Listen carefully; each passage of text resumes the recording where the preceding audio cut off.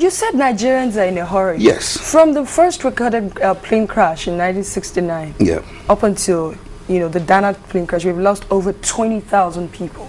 And that's the only statistics I even have for the aviation sector. We also have recorded crises in other parts of the country and sector. And you're saying that Nigerians are in a hurry?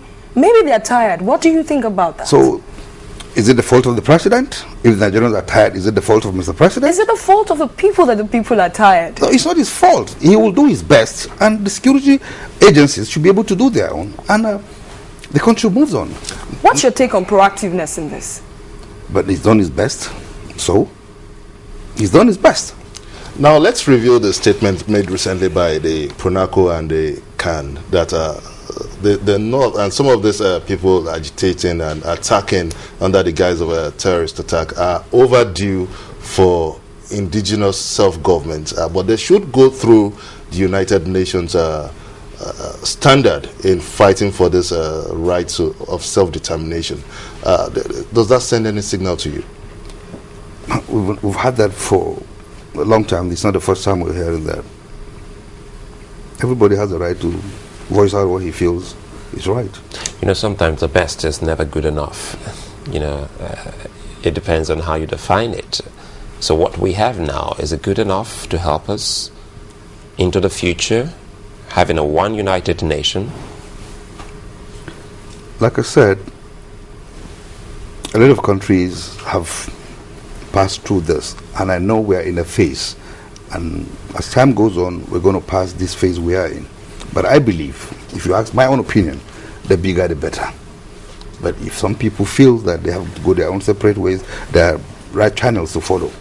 Well, still on this constitutional matter, we can also tie it to the security problem here. You also talked about the IG and the new police force that is coming. Let's key that into one big argument. That's the call for state police. Talking about constitutional review. Are we ripe enough for state police? For me, my personal opinion, I disagree with the state police. I'm not taking stand with the northern governors' stand. I agree with them on this, but on a lot of issues, I disagree with them on a lot of issues. But on this, I agree with them. What are your reasons, sir? If you have state police, it will lead to chaos. So it's better the way it is, from the center. You control. If you have state police, if I'm executive governor of a state and I have state police, I dictate the pace for them. If election comes, I tell them, look, make sure that nobody take this route. These boxes should be done this way. And for God's sake, they do it. So if you have one IG in the center, if election comes, they can move the commissioner of police from that state out of the state. If the governor have a rapport with him, they can move him out of the state, like what happened in Edo State. It was a pure election took place, and all the commissioners were moved, and and everybody went and voted. So you notice that it was a straight win.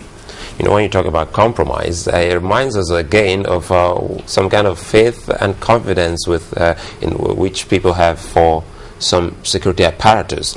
I remember then once here in Southwest, there are some security operatives different from those of the government. People would rather have them guard their streets and their neighborhood instead of the traditional police. Isn't that an indication that sometimes those who know your locality, your neighborhood, can give you the best of protection? If you say that, you prefer to have those, what do you call them, local people to man. When you have serious crisis, then call those people to handle them for you. Don't go to the police. What is it you want for the new police?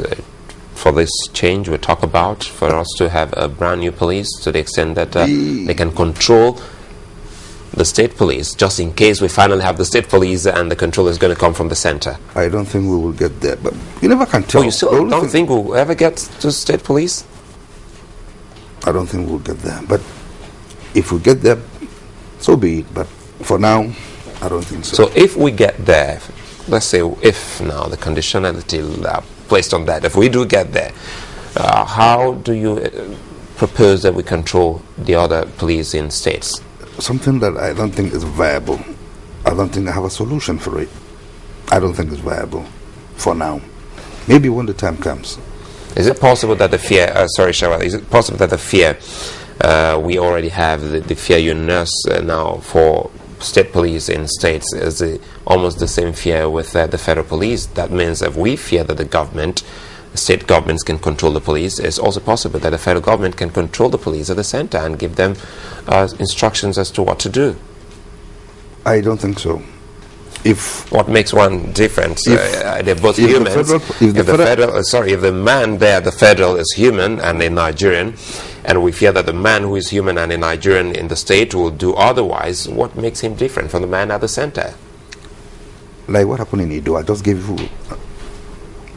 an instance. In Edo, it was a straight win.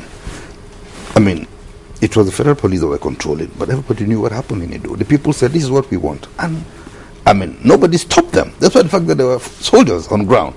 But they went and voted for Oshimole, and that was it.